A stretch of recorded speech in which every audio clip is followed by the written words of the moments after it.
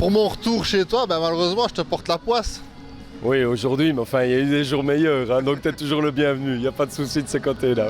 Si je suis là ce soir, c'est pour honorer notre partenariat encore avec Bell Media et le Futsal Club Jet. Oui, bien sûr, il y a un partenariat, il est évident.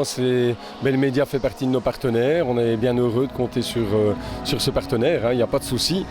C'est vrai qu'il y a un projet assez sensationnel qui se met en place au niveau de la télévision, avec des accords signés entre les clubs de D1, l'Union belge et Telenet et vous. Et donc on est très heureux de pouvoir marcher dans un tel projet.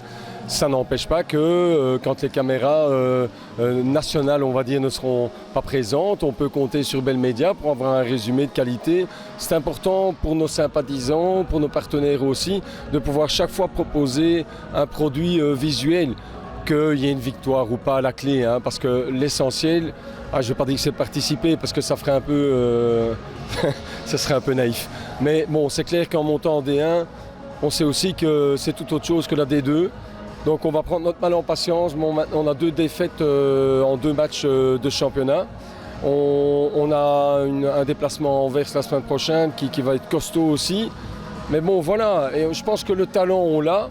Il faut que ces joueurs puissent acquérir cette expérience qui peut-être pour certains fait un peu défaut pour l'instant, mais le talent est là. Le staff est compétent, donc on doit faire vraiment œuvre de patience et le reste, si les gens vont dans le même sens, le reste va suivre. Pour en revenir, au projet média, comme tu dis, je me souviens à l'époque, il y avait l'émission Tour des salles sur la RTBF qui proposait des sports, mais pas seulement le foot en salle, mais surtout les sports pratiqués en salle. C'était un super concept. Ça mettait en évidence des sports un peu moins médiatisés, tels que le football ou le basket, genre le handball et tout ça, qui avaient leur place aussi. Et ce projet-là, on peut le soutenir et on se doit de l'encourager parce que justement tous les petits sports sont évidemment importants, rien que pour le bien-être des gens et pour le développement aussi de ses propres disciplines. Oui, mais ce qui est important, enfin je ne veux pas jouer à l'égoïste, mais ce qui est important maintenant, c'est que le futsal prenne un réel envol et qu'on ne le compare pas toujours au football. C'est une discipline à part entière, d'ailleurs Decathlon l'a bien compris puisqu'il y a une nouvelle gamme de produits qui sort en magasin et on les a rencontrés à Halle et franchement ça vaut la peine. Je pense que les parents aussi, ils commencent à penser futsal et pas toujours pour les mettre après les enfants au football. Donc cette discipline doit vivre par elle-même. Et franchement, j'ai bon espoir parce que tu parles de Tour de salle, cette émission qui malheureusement a disparu. Mais BX1 au niveau local continue à faire des efforts. On a dans chaque province une télévision locale qui fait des efforts à ce niveau-là. Maintenant, le projet qui est soutenu par la LENF, donc la Ligue des clubs de D1, et par l'Union belge, va permettre aussi aux chaînes nationales, la VRT et la RTBF, de recevoir des images de qualité. Et là, on peut espérer aussi qu'au JT ou au week-end sportif, ces chaînes de télévision, sans faire finalement de dépenses, passent des images de ce sport qui en vaut la peine. Trop souvent, on le catalogue comme étant un sport qui appartient à une communauté. C'est beaucoup plus large que ça, il faut arrêter de penser comme ça. C'est pas un sport réservé à une communauté. On a ici et là parfois des équipes qui sont fort représentées, et il ne faut pas le cacher, par des jeunes d'origine marocaine, mais quand les gens se conduisent correctement, et c'est le cas pour la plupart, regardez l'équipe de Malle, il y a vraiment beaucoup de joueurs d'origine marocaine, tous ces gens sont corrects. Il faut arrêter de penser que ce sport est gangréné par une série de personnes qui passent leur temps à vouloir des problèmes aux autres. Ce n'est pas le cas. Les gens jouent à fond leur match, mais il n'y a pas de souci. Et comme le révélait Sport Magazine dans l'article de juin dernier, il faut considérer ce sport avec ses qualités, peut-être ses défauts. C'est vrai que moi j'en vois un majeur. Il y a un problème d'accessibilité aux salles. On arrive parfois dans des endroits où il faut chercher le parking, la salle.